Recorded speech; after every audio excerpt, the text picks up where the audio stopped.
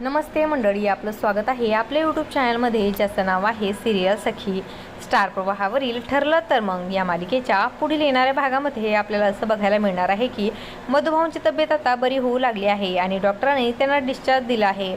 आश्रमात आल्यानंतर सायली आता मधुभाऊंना तिच्यासोबत घडलेला सर्व प्रकार सांगू लागते की कशा प्रकारे सगळीकडे तिला लहान तन्वीचा भास होत आहे.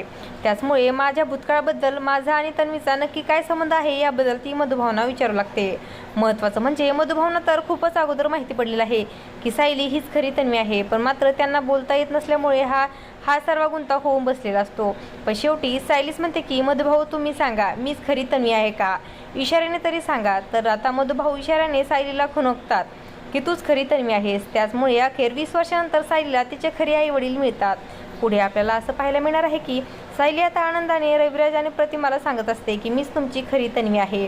आणि असं काही पुढे येणाऱ्या भागामध्ये आपल्याला बघायला मिळणार आहे. अशाच मालिकांच्या नवनवीन अपडेट्स पाहण्यासाठी सिरियल सखी या यूट्यूब चॅनलला सबस्क्राईब करा आणि व्हिडिओ आवडला असेल तर लाईक आणि शेअर करायला विसरू नका.